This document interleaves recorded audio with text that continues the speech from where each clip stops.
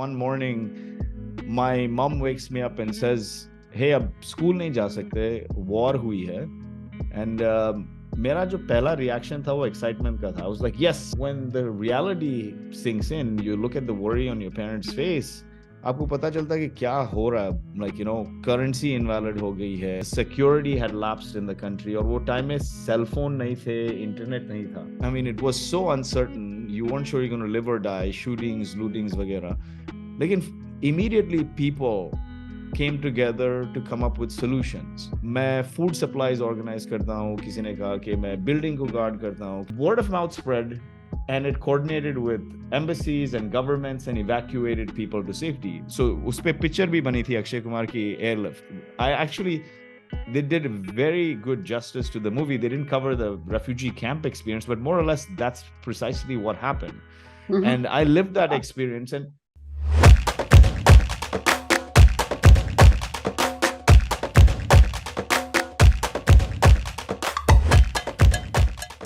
Lloyd, the last 50 minutes in the previous recording that we went through was mind-blowing. It was because you are so real. You're such an authentic person. You're a person who is on a mission to give more than take. You want to share whatever you have gone through, and everything here is so relatable, so reflective. Thank you so much, Archana. I'm honored that and humbled that you invited me and find value in my story. So, you know, carrying on from where we left off, you know, the monumental incident in my life was that wedding being called off. My mom asking me that, did I raise you wrong? Did I make a mistake sacrificing my career, where all my friends have now become VPs and whatnot, and to hear that you'll never amount to anything, that meri parvarish mein khot thi. And that day, mere muh se nikal gaya, Mom, I'm going to retire at 40. I don't know why I said it. Right. I don't know how. But there was another realization that day that happened to me, which drove me in many ways.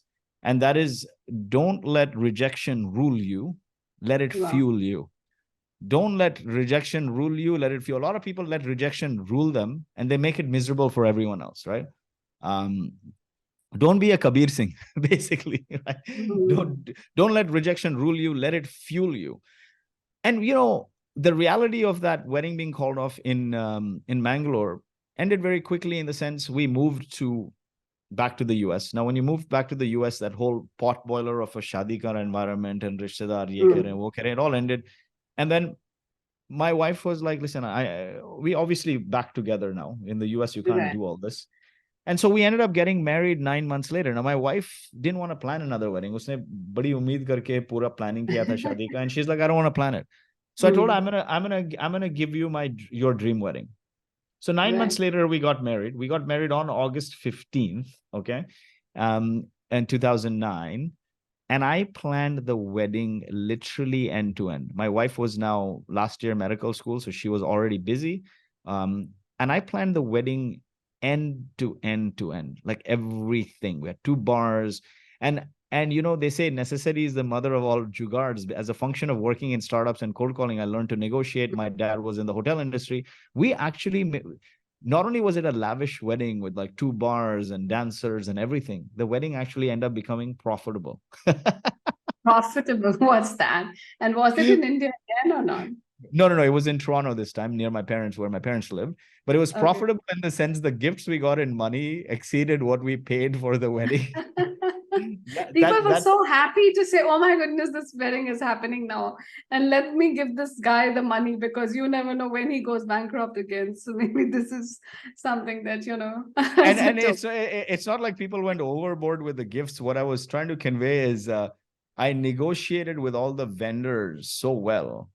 And I basically kept the cost low while keeping it a very lavish affair. Like everything I negotiated, found the best.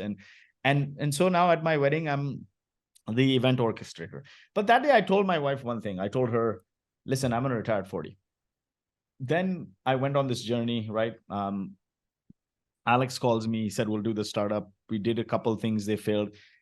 Now, as a function of learning to do that wedding, I got really good at events. And this is a maybe fifth or sixth realization reflecting back.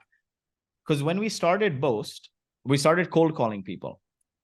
And when you cold call people and they don't take your calls repeatedly, or they don't want to listen to you, it's very frustrating, right? So we started with you have an idea, you want to start a company. The first step of figuring out what you're going to do is who you're going to do it for. If you don't have a customer in mind, how do you know what to build, let alone, the company you want to build? Your company you build is for the customer, right? Basically. So we said we'll call manufacturing, we'll call oil and gas, we'll call construction. Those were the big prevalent companies at the time. And nobody would take our calls, like literally, like they would laugh at us, because imagine what we're selling. We're saying, give me your product development data and we'll get you money from the government. They're like, it sounds like a scam. Or others who thought it wasn't a scam, they're like, we're already doing it with the big four. So I'm like dejected hoke. We're like, okay, let's now start going to the events these people host, right? The organizers of like oil and gas manufacturing, we started going to the events. We felt so out of place there. We felt so out of place. Like we looked like two young guys putting a suit on top of a hoodie, and they're like, old boys club, right? Like they won't talk to us. So completely deject hoke, फिर हम लोग startup events check out करना शुरू कर दिए. Or when we started going to the startup events, we felt like this is our tribe. Sometimes you go to some place and we talk to each other and we felt this instant connection and we can talk for hours. They became our friends. And now, see, I was living in San Francisco. Alex is from Vancouver, but we started the company in Calgary, Alberta, Canada, because his wife happened to be there. And he said it's a good ground to start because you start in an area that's small, not very saturated. So we started the company there. And we had no other friends. So when we started going to these startup events, वो सब हमारे दोस्त बन गए. हम उनके साथ खाना पीना हो गया, partying हो गई. We started participating in hackathons together. So they became our really good friends. Now reflecting back, जब आप कर रहे होते हो ना, तो framework नहीं लगता वो लगता है कि हम दीवार पे वो spaghetti फेंक रहे हैं और let's hope it sticks, right? You're just throwing stuff on the wall.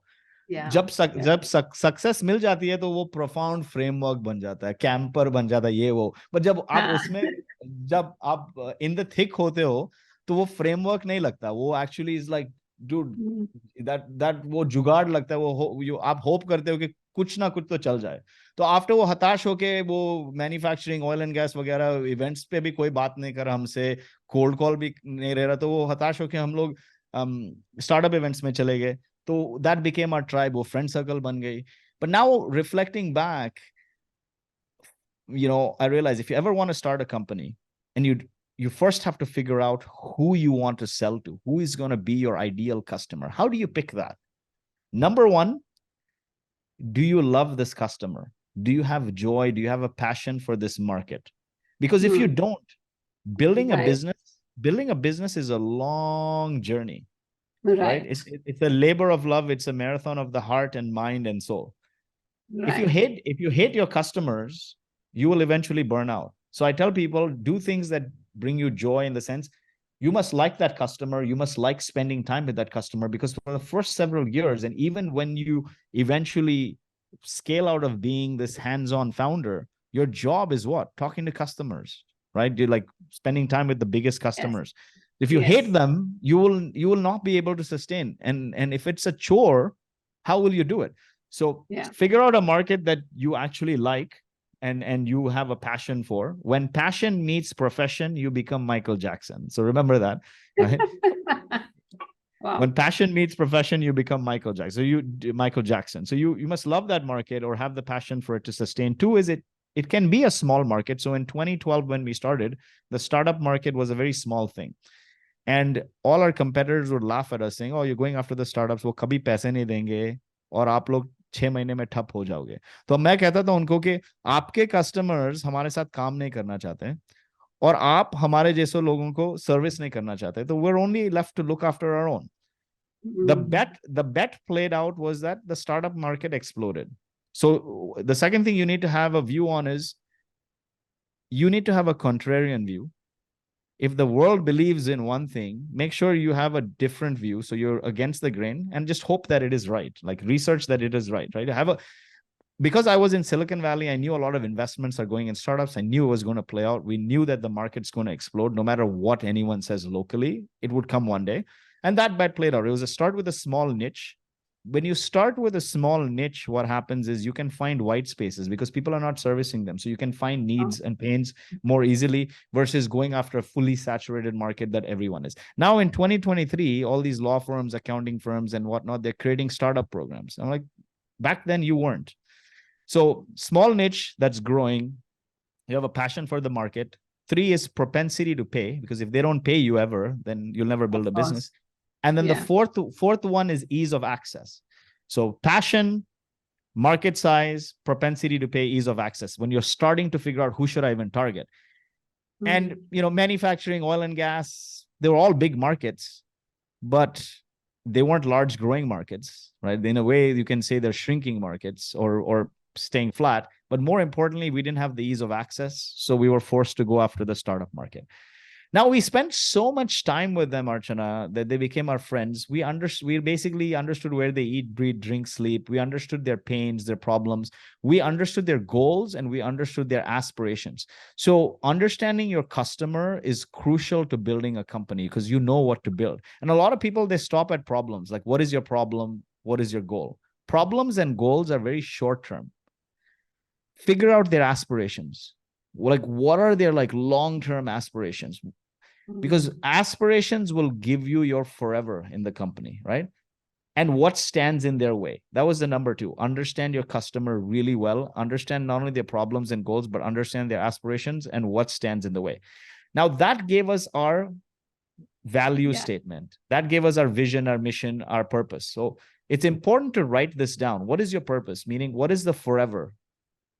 It will last beyond you. So the forever for Boast became, from automating government funding, it went to become enabling innovators to change the world. Why? Because every dollar spent in innovation returns 20 to the universe. Vaccines, robots, clean drinking water is a function of innovation. Yet 99% of the innovations, they die on the vine. And in the last 15 years, more than 50% of the Fortune 500 companies have evaporated because they can't innovate. That became our purpose. And it lasts beyond me and Alex. It can go on and go on and go on, right? We have a new CEO who was the CTO of a $10 billion company, Sage. He's also a Delhi guy, Alok Tyagi. He's carrying forward that purpose, right? The next one is the vision. The vision is, what will the world be in the next 4 or 5 years as a function of your existence. And so our vision became accelerating innovation. And our mission is how you do it. So now if it was just automating government funding, it wouldn't be a big purpose, right? It would end right there. But then our purpose became, why do people want this money? They wanted to create impact. They want to create some downstream benefit. And that's why it became enabling innovators to change the world. And so our mission became like, what stands in their way? Not only funding, it's know-how. So we're like, okay, we'll not only get you the funding, but we'll also give you the knowledge. And so now Boast has transformed from an R&D funding company to an R&D intelligence company. And then our values became the camper values, right? And those values, you may have any number of values, but those values are common to companies that are community-led, which is connection, autonomy, mastery, purpose, energy, recognition, which is about transparency, which is about teamwork. And I say writing this down because Archana, जब गरीबी में ना values याद नहीं आती, right? We're trying to survive. तो हम लोग values के बारे में सोचते नहीं है. जब पैसे आते हैं ना, तो वो values के वजह से बहुत misalignment और बंटवारा हो जाता है. मतलब if I care about impact and I care about transparency, but the team at hand doesn't care about transparency and they think everyone is on a need to know basis and they only care about money, then there's going to be conflict, right? Now think about it. You're just trying to survive and put food on the table. You're not thinking about values. Everyone's in the same direction. But as soon as money creeps in, and look at it, not from a business perspective, look at any relationship. If you're not aligned on the greatest companies are built on great alignment. If you don't have alignment going in, it's going to end poorly. So having that alignment is really, really important, even with your venture capitalists and everyone else. So that became our values. And then we tried to map out the circle of influence of the ideal customer, their founders. So who do they follow? Who are the big influencers in the space? Make a list of them. Those became the people we would reach out to, invite to our events. who are the people they fund, meaning what are the tools they pay for. Those became the list of people we would eventually reach out to partner with. And what do they frequent? What platforms are they prevalent on? What blogs, magazines they read? Those became the areas we would distribute content. Now, back then, podcasting wasn't huge for business. LinkedIn wasn't a big business-to-business content distribution. There were a lot of blogs.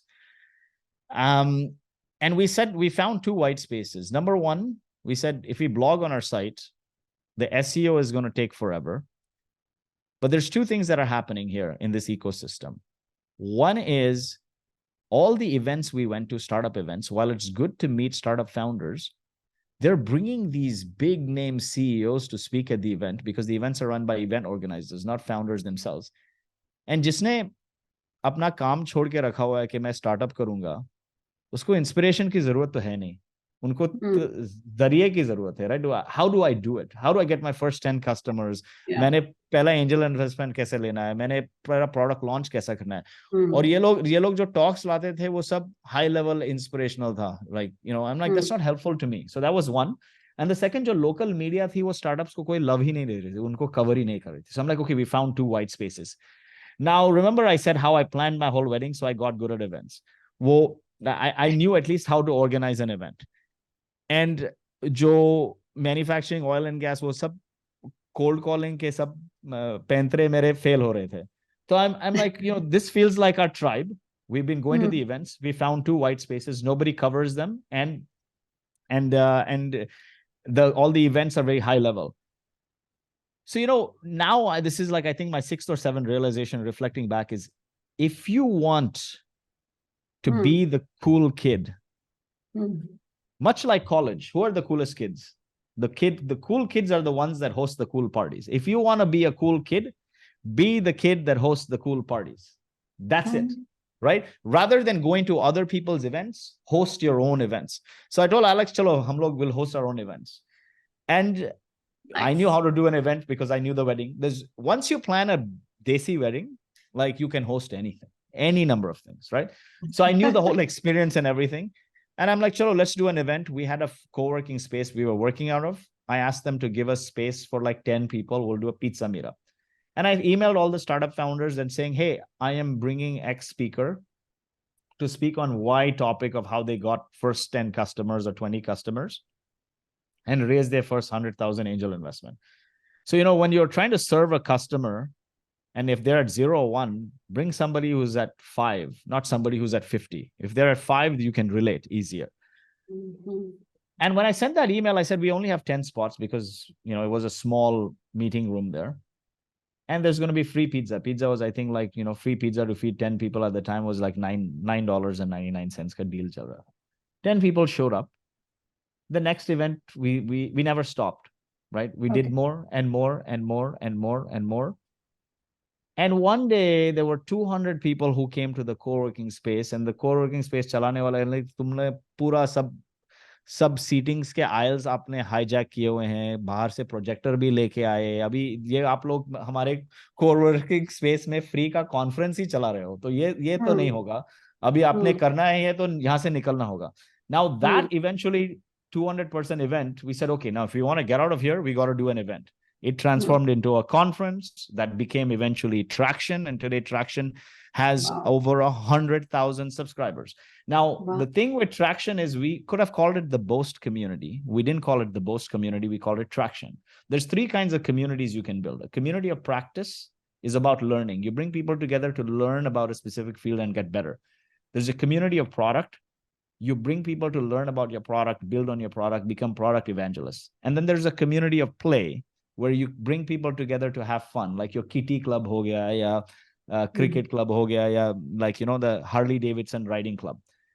If you don't have product market fit, aapke customer hi nahi hai, to community of product kaise banaoge, right? Because log sochenge ki ye hame bechne ki koshish kar raha hai. You cannot build a community of product if you have no customers, or you don't have a product that's product market fit, or people use it frequently. Like a community of product may be like a Microsoft community where people come together to discuss the product.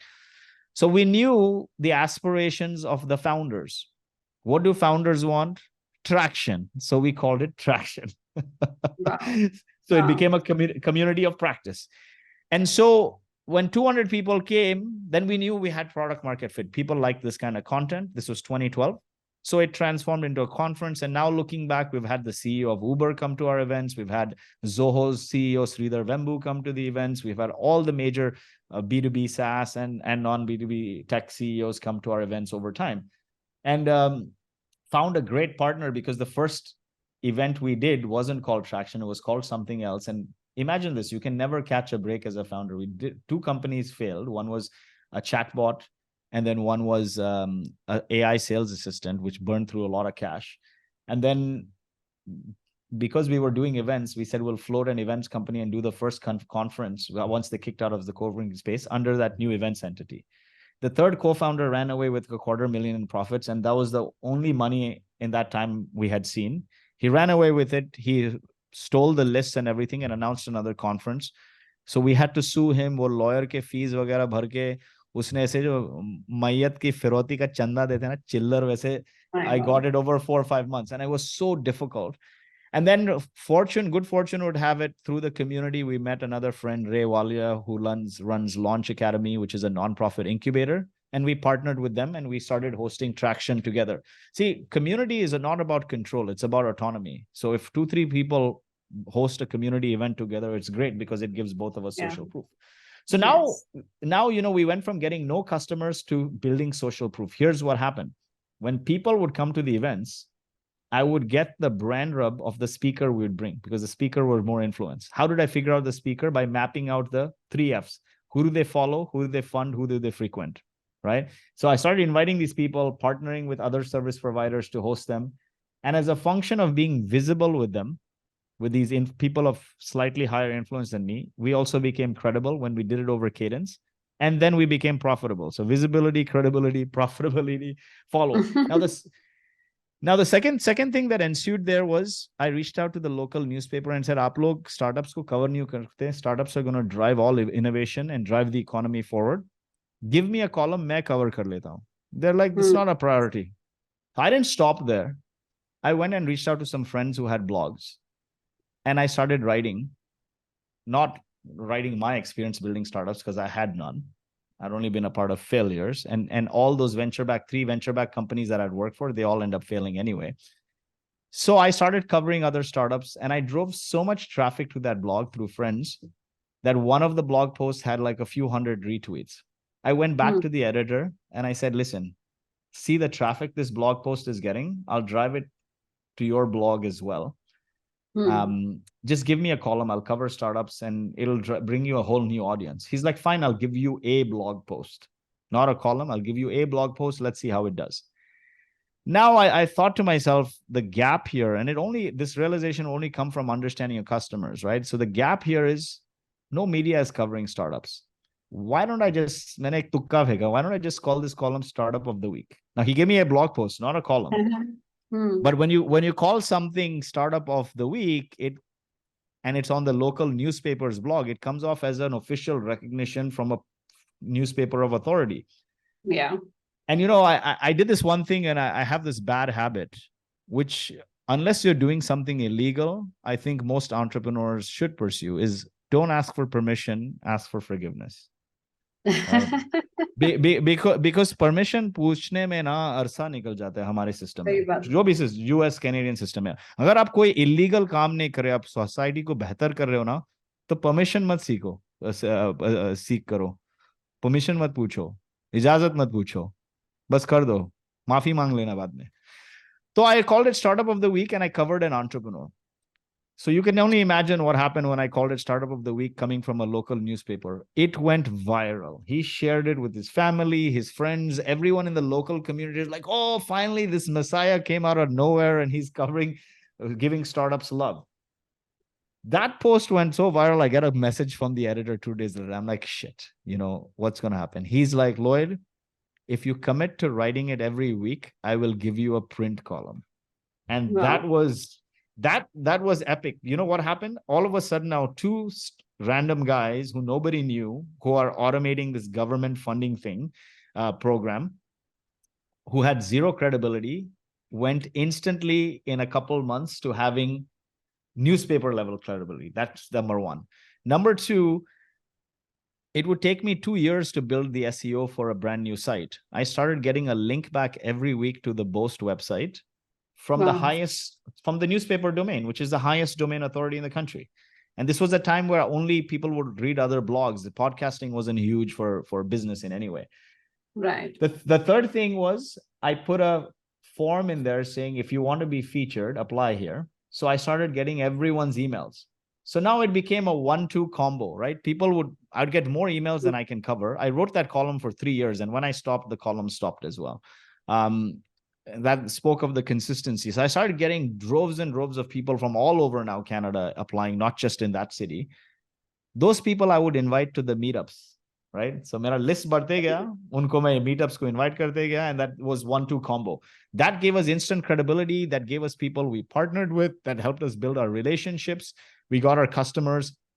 And then when we hired salespeople, they were the same DNA as us. Our DNA wasn't buy my stuff. Our DNA was मैं आपकी कैसे मदद करूं, right? And it's like, oh, you're a founder, you need an investor, or you need other service providers, you need these other things. Basically understanding your needs and tailoring to you, right? And then we ask them, by the way, if you're spending money on product development, you should be getting money from the government. We don't take anything up front. We'll do this for you. Are you interested? And then they think like, ये बंदा हमें इतना value ला रहा है, हमारे connections बना रहा है, is introducing us to content, to people.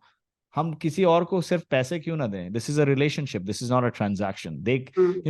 When you treat people like a transaction on the way in, they treat you like a transaction on the way out, right? So if you treat people with love and help them grow, they'll treat your business with love and help you grow. And because the whole concept of a community-led business is falling in love with your customer and making them successful beyond your product or service. When you do that, you build affinity because they think, okay, this relationship is not transactional. They're giving me so much value that I may as well do business with you.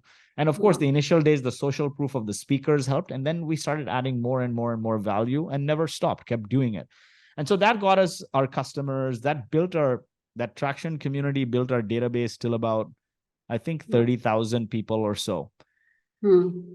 And in that time, I was all in, every week I would tell Vivi, because she was paying the bills, right? We didn't make money for so long because all went into hiring and growth, and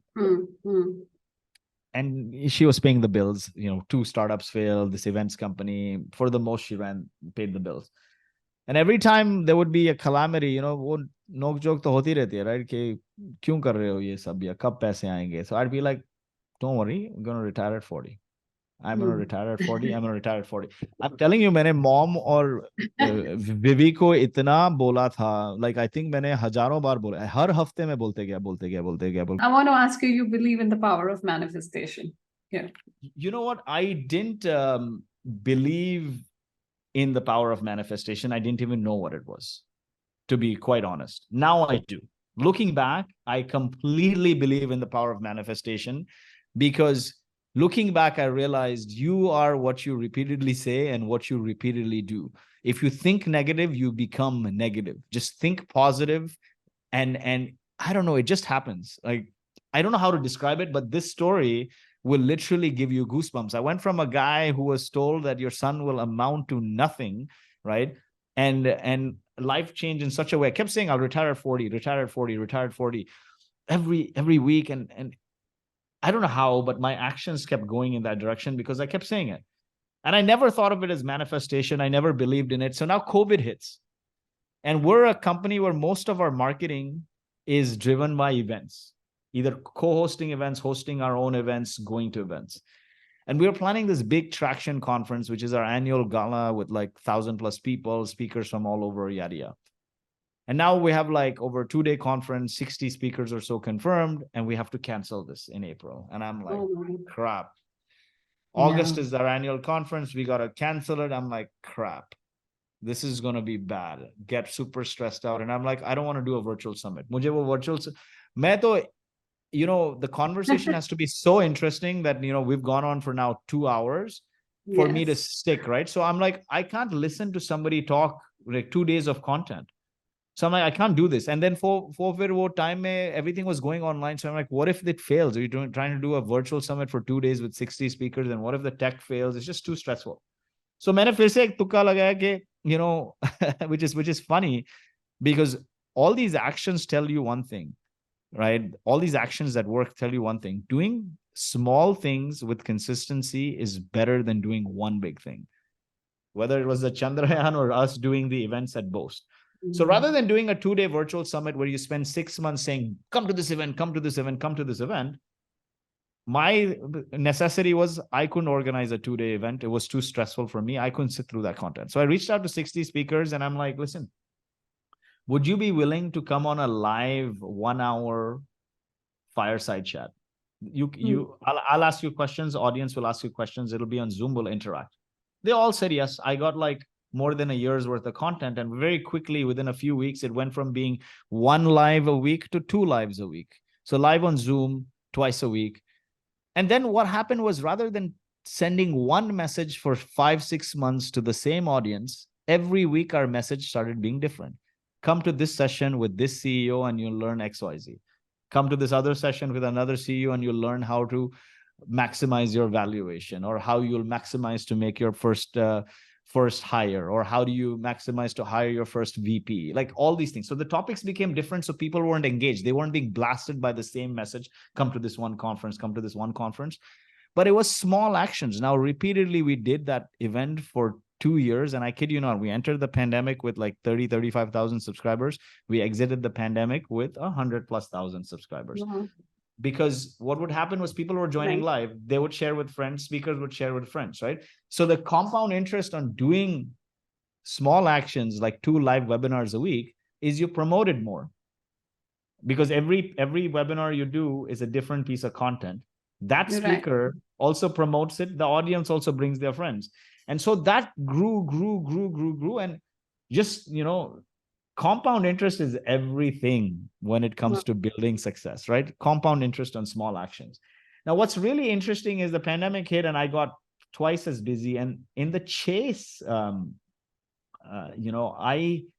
didn't spend much time with the family. We have 3 kids now. At that time, we had 2 kids. I was never with the family. Like even vacations, I was on the laptop, because this thing was always in my head that I need to prove this society's definition of success. I need to prove mother-in-law wrong. I need to uphold my mom's respect. And so I kept running. Now the pandemic hit.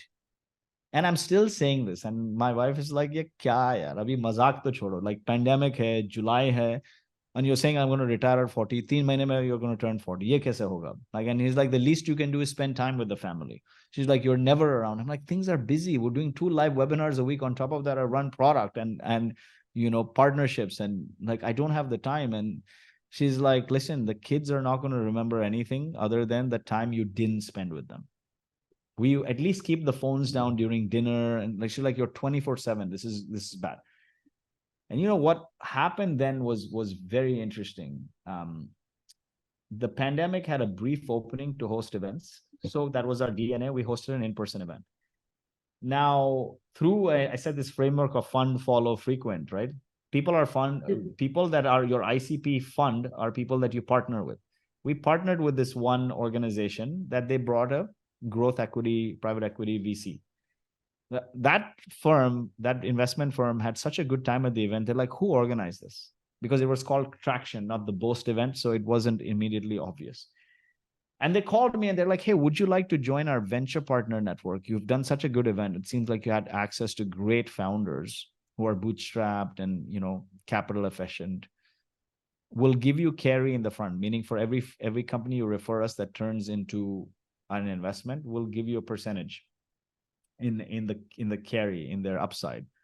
And I said, guys, I have a business to run. This is just community stuff I do on the side. I don't want to pass this deal flow and all of this. If it happened naturally, it happens. Then they asked me, what's your business? And I explained what the business is, and like, how we integrate with people's technical data and financial data and pull out insights and then apply them money for these government programs. And then when they get the money, we take a percentage. So they're like, you're selling $100 bills for $15, $20. I'm like, yeah, that's what we do. And they're like, how do you get customers? I said, through this community. I said, we have no marketing team. They're like, they looked at the gross margins, 80%. They're like, wow. And then they look at the revenue. And by that time, we were like north of 5 million with the line of sight to 10. By the end of the year, we hit 10. And the team was 30, 35-ish people. Like it's all juggards, right? Stretching yourself. So they said, we'd like to invest. And the first thing I realized is that Alex was against investment. He's like, building a company is a marriage, my co-founder. And he's like, why would you want to bring a third person in your marriage unless you have such strong alignment, right? And that it drives. And on the other side, my wife's message to me was loud and clear. Lloyd, you've only ever worked at startups. They've only ever raised money. All of them failed. If you do another zero-sum game taking venture capital money and you fail, then आपको अभी मैं घर नहीं संभाल सकती, आपको अभी Salesforce या Oracle या Google में काम लेना पड़ेगा. So that was the other message. So I'm like, you know what? And the company was on the brink of like, we would have taken, if we didn't do that deal, we would have taken a lot of money from the business anyway, dividends, etc. It was starting to do well. And these guys said to me something that I'd never known, despite being in the startup world for so long. They're like, no, we're not a VC. We're a growth equity firm. I'm like, wo kya hai? It's like, what we do. And I'm like, is that private equity where you buy the company? They're like, no, what we do is we invest in founders that are capital efficient and largely bootstrapped with clean cap tables, no outside investors. And the money we invest can go towards liquidating the founders so they can de-risk in the short term. And because you've bootstrapped, you'll have enough stake in the company so you can participate in the upside for being involved in the long term. Wow. And when they threw numbers, it felt like a joke. I'm like, yeah, I've not seen like mazak kyun mazak kar rahe? Like I've not like heard of that kind of money. Like I've not seen it. Like both sides of the family hadn't seen it. And so I ran it by Alex. Alex is the voice of reason. I'm like bouncing from the walls, like face of the company. Alex is very calm, calculated CEO type. Like, every company, so this is another thing you have to keep in mind. Every company, as you scale, in the early days, you're a pirate, sticking out elbows, poking fingers. As you graduate and grow at scale, you become a Navy. When you're a Navy company, to maintain the startup culture, a founder and a CEO almost becomes two functions. The founder's job is to inject new risk in the business. Risk and pain is the precondition for growth. Everything great is on the other side of risk and pain. Like pain is the precondition for growth. But at the same time, if you keep injecting risk in the company, you might kill the company. So you also need a CEO who stabilizes the company, right? Who brings the company to balance. So you need the founder mindset. Two people can do it. In our case, it was I was supposed to inject risk in the business, and Alex is a voice of reason, right? And so that is very important. Is if you don't inject risk in the business, you will not grow exponentially. You won't have an outsized return. And so when they threw these numbers out, I was like, wow, right? This is interesting. I ran it by Alex. He's the voice of reason. This the CEO. I was the co-founder president, and he said, man, this is all legit. So we ran some back channel references. And now this is July. And I've just told my wife I'm going to retire at 40 and this event happens and they came. We signed the term sheet. It was a 30-day close. That term sheet stretched so much because when you're a bootstrap company, आपके पास तो systems ही नहीं होते, ऐसे data ही नहीं होती, right? आप सब चीज जुगाड़ आपके पास पैसे नहीं होते कि आप Salesforce ले सकें या वगैरह, तो आप सब जुगाड़ करके Excel sheets. आप देख रहे हो कि मैंने Zoom भी नहीं खरीदा हुआ, so you can imagine. Exactly, right? Exactly. तो सब आप जुगाड़ करके चला रहे थे, तो that due diligence honestly stretched on for 3 months. And I kid you not, I think all through my journey, I've called my mom every other day saying, Mom, this deal is going to happen. That is going to happen. Please pray for me. And my mom actually now says, I have equity in your life because, this deal 100 times you've called me and pray for me. And I've called her like every day I call her at the end of the Mom, things are going south. Pray for me. Like that deal must have fallen apart at least 4 or 5 times. And like I'm dry heaving. And Archana, I kid you not, the wire hit my bank account the week of my 40th birthday. Hey. Wow. My wife lost it. My mother is like, that's when I understood manifestation, right? My mom said, you willed it into existence. You manifested it. My wife was shocked. I probably came into more money than either side of the family had seen. And I think Shah Rukh Khan has this very famous dialogue. I don't know what movie it is from with Deepika. It's like, agar tum kisi cheez ko pure dil se chaho, to puri kainat aapko usse milane ki koshish mein jut jati hai, right? Aur agar wo na mile, to picture abhi baki hai mere dost. So that was my story. Is like, but what he said was very key there in that dialogue, what people don't realize. he also never stopped, right? The consistency was key. मतलब उसने दूसरा जन्म भी लिया उसके पाने की कोशिश में, right? To become the star that he wanted to be, to get Deepika. He took another birth. So that tells you the story of consistency. Every movie is rooted in some reality, some message.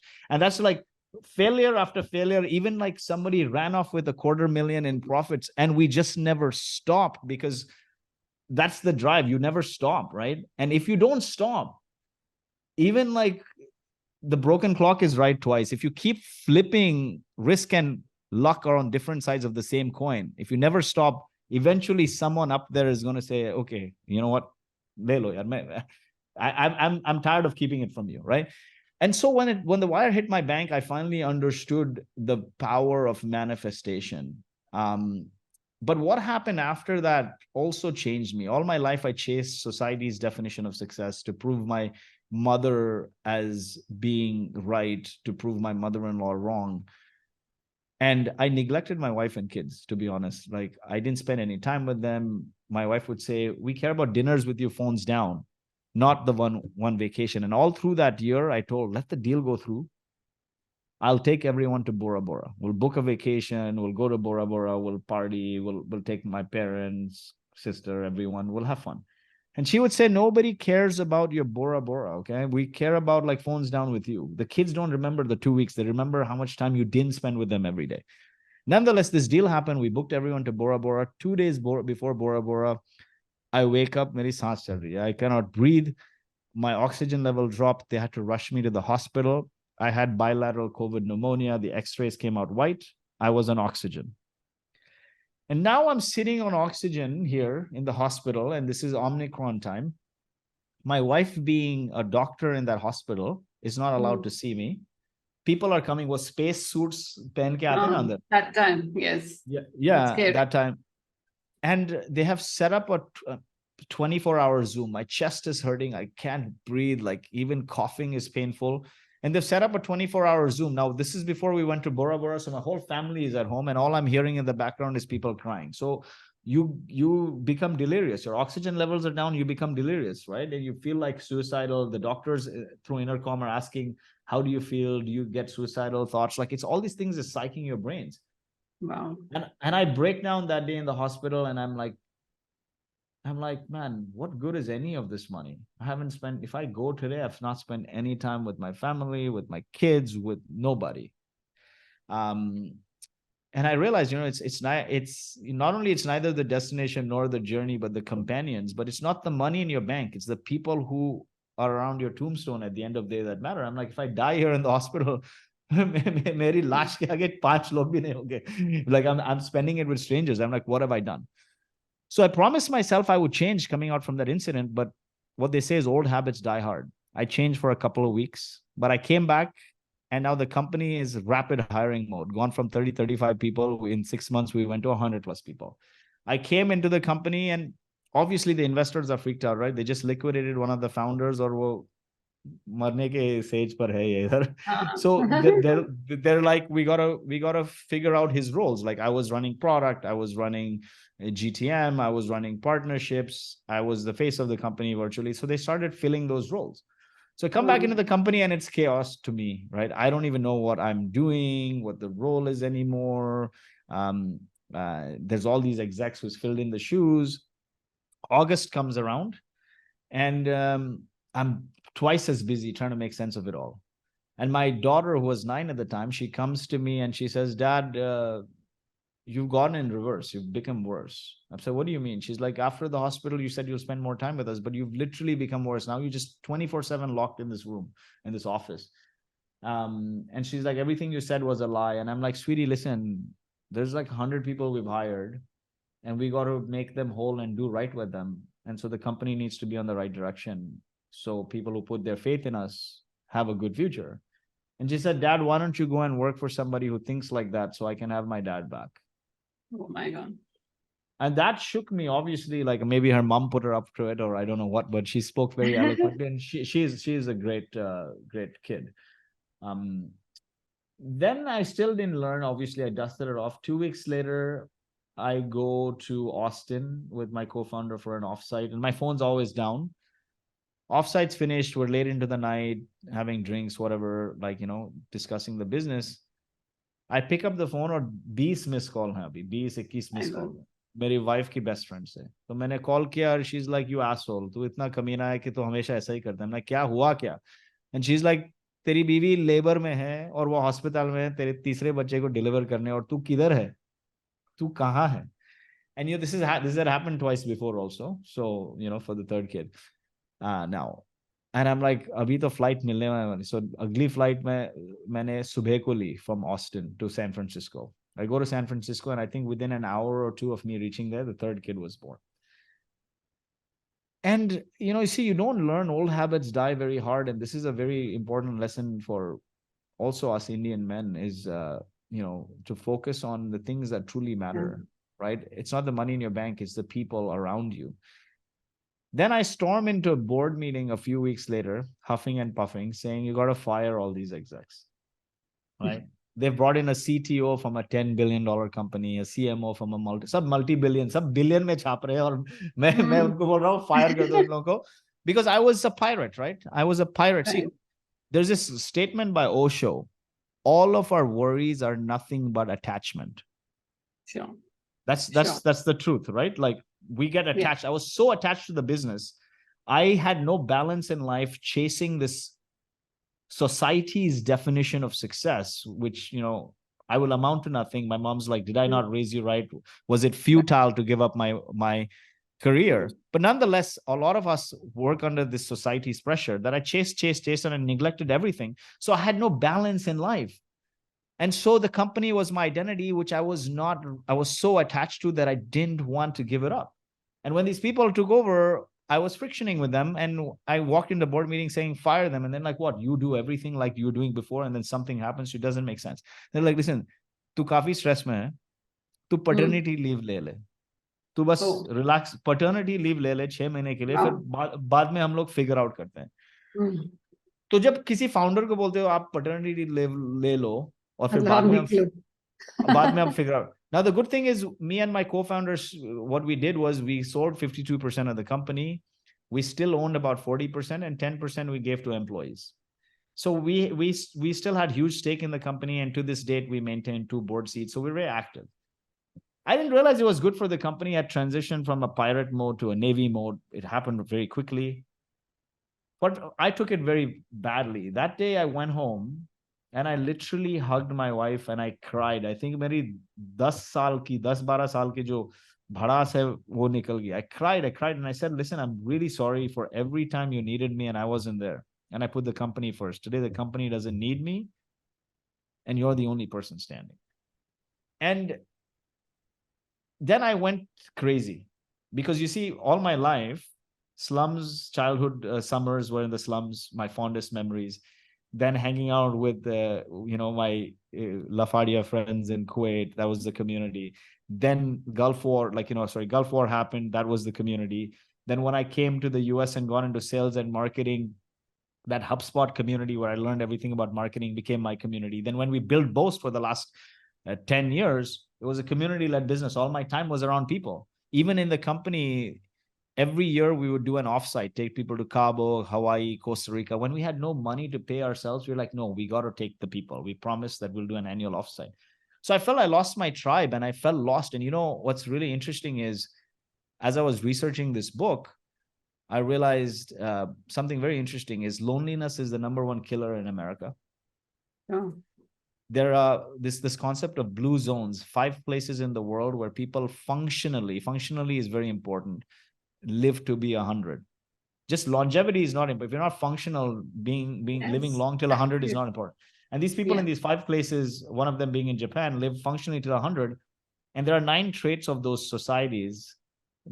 4 or 5 out of them have to do with community and communalism, right? So that is very, very important. So nonetheless, I didn't realize all of this, but I hit rock bottom. I got depressed because I had come into money. Now I'm calling random friends. मैं आ रहा हूँ. हम इधर मिलते उधर मिलते. They're like, हमारा काम है. I'm like, listen, I'm paying for your flight. I'm paying for your ticket. Just come. And things got to a head. I did like 7-8 months of this, and my wife realized what I was going through, so she let me be. But now I'm speaking at a conference in Romania. Okay. And conference खत्म हो चुका है और speaker का retreat है किधर बूनीज में, मतलब गांव में, खेड़े गांव में, मतलब it's like 4 hours from the Bucharest airport, 3.5 4 hours, and the speakers are doing a retreat there. हमको वेस्टर्नर्स को शौक है मतलब गांव में जाके विल्डरनेस में रिट्रीट करने का, राइट? तो फिर we're at the retreat, we're at the pool, और मैं सुबह को 2 बजे frantically गाड़ी मंगा रहा हूँ और गाड़ी कोई आ नहीं रही 2 बजे, and this boonies, nobody's gonna come. फिर I start calling Uber is just spinning, no, searching. I left it on. 30 minutes later, it says, found your driver is coming. Everyone's like, I don't know why you calling a driver at this hour rather than sitting and hanging out here, but you're never going to come. Finally, the driver came. When the driver came at the doorstep of the hotel, I'm like, give me 5 minutes. I went and packed my bags. I booked a flight ticket to Costa Rica, and I tell everyone, guys, I'm leaving to Costa Rica. I have a few friends there. That's how I hit rock bottom. I had lost my mind. I thought that I had lost my entire community, और मैं समेटने लगा था वो. Right? I was like, I got to go everywhere, my friends. I got to go everywhere. And then that day when I get home, my wife looks at me and she's like, Lloyd, look at you. You've gotten overweight. You become drunk. You become insufferable. She's like, all your life you had no money and you're happy. And today you're in a position to move anywhere, do anything, and you choose to mope instead. अगर तुझे कुछ हो गया, तुझे तीसरा chance नहीं मिला, तू कोविड से मरते मरते बचा है. You made a promise to the kids. अगर तुझे कुछ हो गया, तेरा परिवार सबसे, तेरे बच्चे सफर करेंगे, right? Do you want that? Yeah. And so that actually hit me quite hard. And that day I was sitting in the room in the night, just thinking through all of this. And I see this, we have this bike, this Peloton bike that I'd given her several years ago. And it's, हर जो exercise equipment हमारे देसियों के घर में होता है वो बाद में क्लोथिंग रैक में तब्दील हो जाता है. वो मतलब उसपे कुछ ना कुछ रहता है, वो बस क्लोथ्स हैंगर बन. तो उसपे इतने कपड़े थे, मैंने देख लिया, व्हील्स देख लिया, हमने ये क्यों पड़ा है यहाँ पर, राइट? व्हेन यू आर, जब आप बौखलाए हुए तो you start doing like stupid actions. हम लाइक ये क्या है, ये क्या है? आई टेक द क्लोथ्स, हम लाइक ये तो बाइक है, चलो. So I jump on the bike. And I feel like at every key moment in my life, I've met somebody who has brought their vulnerable self to me. And that helped me form a connection that changed me, right? And so, I think when people don't bring their vulnerable self, it's hard to make a connection, right? When team members are unwilling to be vulnerable and open with each other, it creates an atmosphere of suspicion and insecurity. The best way to build connection with somebody is to bring their vulnerable self. And every time I was down, somebody else brought their vulnerable self to me, which served as an inspiration that, you know what? I don't need to have anything to get somewhere. I can turn this rejection from ruling me to fueling me. So when I hopped on the bike, there was an instructor who was there, and she was coming after maternity leave, and she was like, oh, I don't feel as strong. I haven't ridden in so many months, yada, yada, yada, yada, right? She kept saying this. And then she yells out, self-pity is toxic. You don't need that shit. One crank, one shift, one rider on the block. I can. With Eye of the Tiger from Rocky playing. Da, da, da, da. Wow. So I felt so connected to her, and the riders were high-fiving each other. And that one ride turned into 2, turned into 4. It became a ritual for me. And then my wife said that day, that was also in my head, the glass is always half full. You have the option to go anywhere, right? You choose to mope on the half empty. So I started a ritual where every morning I wake up, I thank the good that happened in my life the previous day, whether it's something very specific, like a person, like I had dinner with my friend yesterday and we enjoyed the biryani, like something like that. And then to Eye of the Tiger, I bang out 50 push-ups, I hop on the Peloton. Basically, the fitness community is what brought me to sanity. Because क्या होता है US में कि, I'll tell you guys जो सुन रहे हैं, the American dream gives you grit and determination. It gives you this drive that you can do something without anything. But once you've got a life going, for the most people, if you can't take that drive and that motivation and run, the average person in the States, life is not easy in the States and Canada. Yeah. The American dream, especially for people coming from India who've been mollycoddled and been surrounded by community, it's not easy because aap dekho ab wo zindagi kya hai, right? For a regular working class, घर बहुत महंगे हैं, तो आप काम के पास तो रह ही नहीं सकते हो, अपने ऑफिस के पास, तो आपने सबब में रहना है। फिर कम्यूट में 1-2 घंटे तो निकल जाते हैं, 2 घंटे तो डेफिनेटली निकल जाते हैं कमिंग गोइंग में। और हमें सिखाया जाता है कि वेस्ट में काम में जा रहे हो तो 1 घंटे पहले पहुंचो, 1 घंटे बाद में निकलो, राइट। फिर बच्चे हैं तो उनको पिक ड्रॉप रेडी करना पड़ता है। फिर फेडरल स्टेट टैक्स में और प्रॉपर्टी टैक्स में, बिकॉज इंडियंस में ये है कि घर तो लेना ही है, right. So federal state tax, property tax, mortgage में 60% ऑफ द सैलरी तो निकल ही जाती है। फिर आपके पास इतना बच जाता है कि वीकेंड को शायद एक डिनर कर लो, और फिर संडे जो है पूरा संडे अगले हफ्ते प्लान करने में निकल जाता है। तो ये करते करते करते you have just enough energy. और यूएस में 2-3 weeks they give you holiday, so you have just 2-3 weeks to take a vacation. और ये करते करते जिंदगी गुजर जाती है। And what, retire at 65, and you go from the tax system to the healthcare system when you're not functional, and die at 78. So you have 12 years to live when you cannot do most things.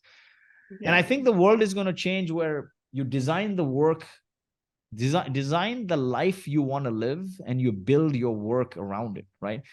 Do not build society's definition of success. If you build society's definition of success, you'll chase, and one day you'll get to a point where you have lots of money and you don't know what to do with it. Your health has passed you by, your family, your friends have passed you by. And what you got to ask yourself is, what is my personal definition of success? What is it? Success is not money. See, I just told you, all my life I chased success, looking for happiness. When success and money came, I was depressed. What matters is what you will do with the money. So what is your personal definition of success? Your personal definition may be, I want to spend the rest of my life in Bali, or I want to spend the rest of my life in Goa. Whatever that is, write down what is your personal definition of success, meaning what will bring you joy if you did it day in, day out till you died. Number one. Number two, how much money you need in your bank to make that reality. Number three, is there a version of a company you don't want to work for? Number four, how long do you want to run a company or work in this particular job? And then you ask yourself, like, should I take VC money, or what are the pros and cons of it? And this is for entrepreneurs. A lot of founders don't ask themselves these questions. What they do is they come up with an idea. The media has perpetuated this addiction to unicorn porn. In reality, the world is run by horses, camels, and donkeys. A VC who funds your business has to provide a return because they raise money from rich people and institutions. The institutions can put their money in the stock market and average at 10% if they put in the S&P 500. They're giving the VC money for outsized returns. So it's in the VC's best interest to find companies that will generate outsized returns. And if they don't, they push them. Many founders don't understand this, and they go down the VC path. They don't ask them. How many people ask themselves the question, what is my personal definition of success? Paisa success nahi hoga, right? What you will do with that money, right? And to me, success is freedom to do what you want, when you want, where you want, with whom you want. My grandparents, I felt, were extremely successful because they were able to do what they wanted to do in their prime, in their time. They were, my dad's parents were farmers. They weren't running around. They lived a very great life, and they lived functionally till in their mid-80s. So I think, figuring that out is very important, which I didn't. And so then Dubai started to make sense because I started to pick at all the things. I'm like, we're doing everything ourselves here in the US. We're running around picking, dropping kids. So itna paisa ho ke kya fayda? Itna kaam kiya. Finally, you had some money. You had an outcome. Now, after this outcome, we're still running around. We're still doing all this stuff, and we're still subscribing to another 2-week vacation has gone to maybe 6 weeks vacation. But then it's like, okay, maybe we're not going to Cabo and Costa Rica. Maybe we're going to Maldives, and the destination has changed, but the bhagdod hasn't changed. I'm like, what's the point of this? So we decided to move to Dubai, and I kid you not, my quality of life has 10x moving here because everything is done from you, from your groceries to your gasoline comes home. Help is very convenient. Getting a full-time live-in nanny who's 24/7 with you in the Bay Area, which we needed to do, by the way, because my wife's an ER doc and I'm running a company. It costs $100,000 a year, $80,000 to $100,000 a year, right? So there's all these things that is, I feel the Western society is designed to take time away from you. So you go from the tax system to the healthcare system. Dubai, the system is to give you more time in your day. It's like Disneyland for adults. And so we ended up here. So when we ended up here, I came up on all this free time. I'm used to working 80, 100 hours a week. So I'm like, what do I do with my time? And I started to reflect, I always wanted to write a book. The reason why I wanted to write a book was because money anyone can make, right? Like when I say, meaning if you have the skills to communicate and create and you're consistent, you will make money. A guy running a grocery store makes a lot of money. A guy running, telewala also makes a lot of money, right? Like you see all these Instagram videos where it's like, you know what, I run a, what is that, Bhelpuri stall, and how much money they make. I think I don't want to discount that making money is hard. Entrepreneurship, it's definitely hard. But what hit my heart was what was told to my mom was, your son is not educated enough. He doesn't have a master's degree. My kids are all doctors. And I don't think I can go and get a PhD, let alone master's. So my goal was, I'll write a book that will become a bestseller, and I'll do my best to make it a bestseller. And hard copy number one is for mom. And to tell her that, hard copy number one of the bestseller is for mom, to tell her that your son may not have been educated, but you didn't make a mistake leaving your whole career to raise me, because today some of the smartest people on the planet are reading my book, and this is for you. And thank you for the values you've given me, because if you hadn't done this, I wouldn't be where I am today. And so that is the journey of the book. Now, the subject I got was just reflecting back. I kept thinking, what will I write about? And then when I realized that all my life I had no money, but I was happy. And the only time I faced depression in the true sense was when I had money, but no community. So then I started researching into this, and I found that loneliness is the number one killer in America, that the 5 places in the world where people live functionally to 100 are all community-led. I looked at our business. We bootstrapped to 10 million with no funding, with 30 people, no marketing team.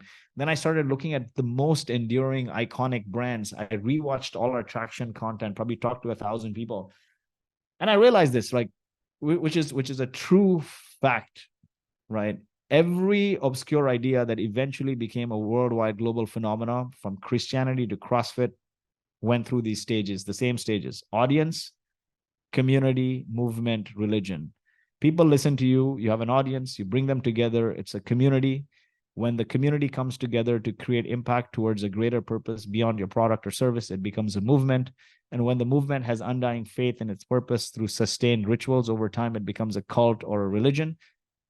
And what bridges an audience to a cult is community. And you look at the fans of Shah Rukh Khan to Rajnikant to Jesus Christ to CrossFit to Apple to Harley Davidson to Nike, that community is core to making it a cult-like movement. And we're driven in a world by so much innovation and tech, and we always talk about AI this, AI that. I want to remind people that yesterday's innovation always becomes tomorrow's commodity, right? Let's just go back to the 2000s. We don't say .com company anymore. We don't say mobile company anymore. We don't say social company anymore. We won't say AI company anymore. We built an AI company with the power of community. Forget us, because we're not a massive multi-billion-dollar company. Look at OpenAI. It exploded. It created ChatGPT. OpenAI wouldn't exist without the communities. Open source. The community was giving us the OpenAI its data. We were giving them. I was part of that OpenAI, one of the many tens of thousands of people who were part of it, giving them the data and the information so they could build a product that was valuable for the community as a whole.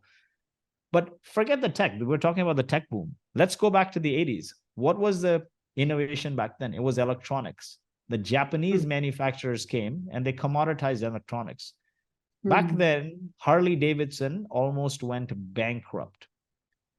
And the management came out and said, we're going to rebuild the company on the ethos of community. It's not a marketing strategy, it's a business strategy. It had oversight from the president. Leaders went out and became writers. Writers became employees. They started writing clubs. They had this sustainable ritual of, they had this weekly ritual which sustained over time, the writer clubs.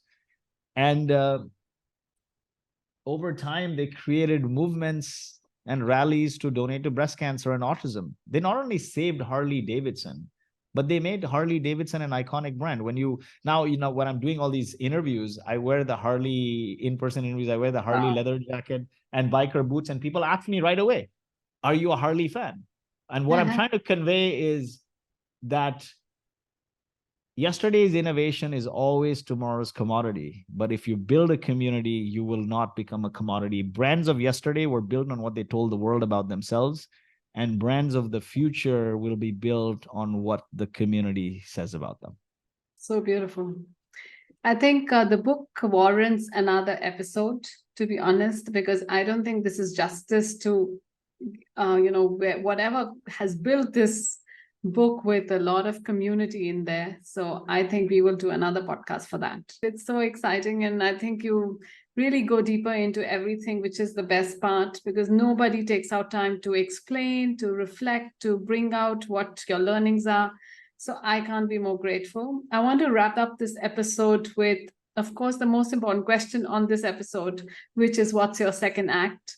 And second act is a metaphor. It's a metaphor of deep learning, reinventing, doing something differently in the newness and the freshness. What is your second act?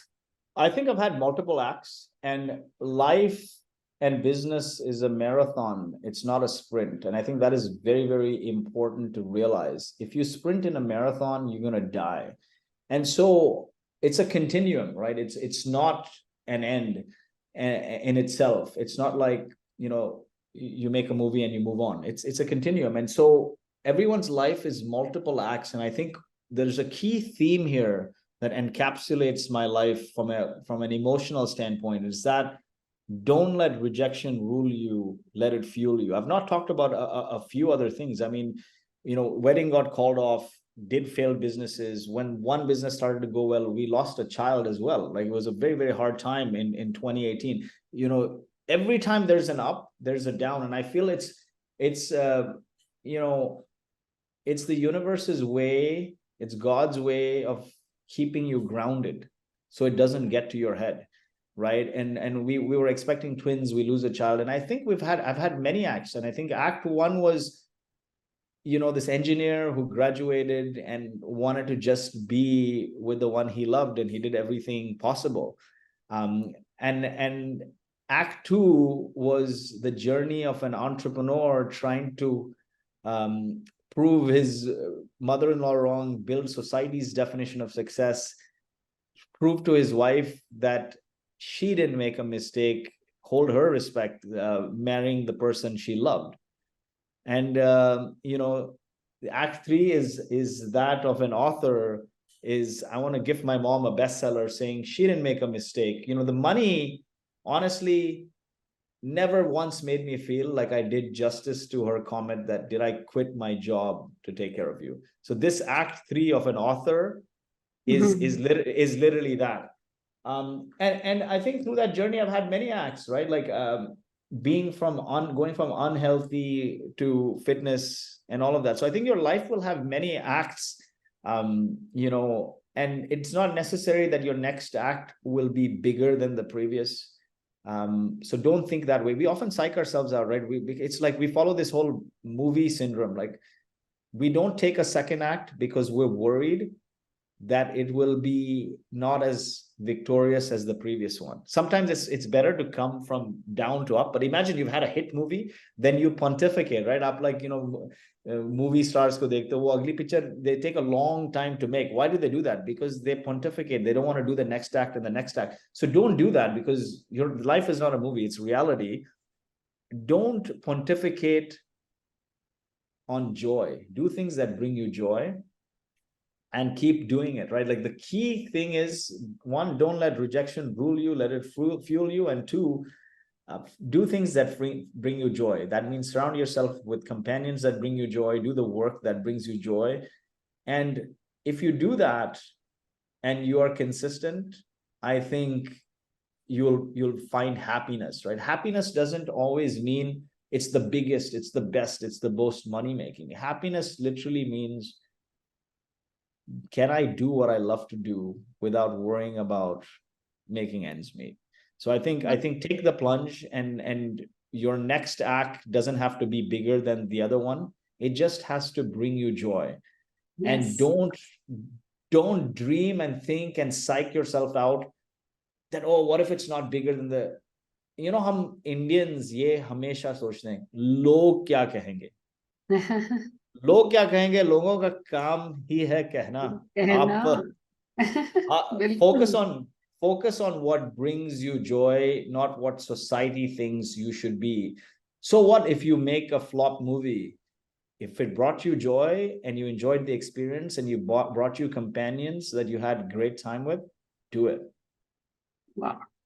So thank you, Lloyd. It is a very gratifying podcast today because I cannot contain my gratefulness for Malaysia Kwon, who literally brought us together. So thank you very much for this. This goes on to say that the community has the power to bring in the best people. And when the intent is right, nothing can stop you. So I describe Second Act as a continuation, yet an evolution, and you described it right. It is to do things consistently and yet keep evolving, and then many acts are born from there. So thank you for your time. I know that it's taken 2.5 hours of your time to put this together. It means a lot.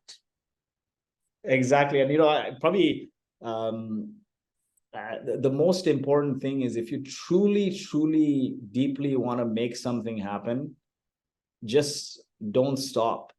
Eventually, luck and risk are two sides of the same coin. You'll get lucky eventually. Awesome. Thank you so much for hosting me. In any case, the book is going to be on From Grassroots to Greatness.com. It covers stories of community-led businesses, big and small, so you can build raving fans of your own. From Grassroots to Greatness.com. Maybe one day the Second Act platform will be here. Who knows? The Second Act will go from Inshallah, the Second Act will be covering, instead of covering companies, I will cover creators like celebrities and whatnot.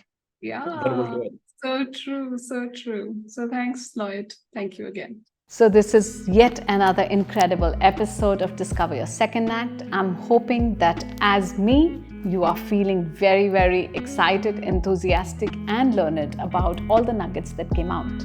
So follow us on Spotify, YouTube, Apple, and of course, until next time, keep discovering your second.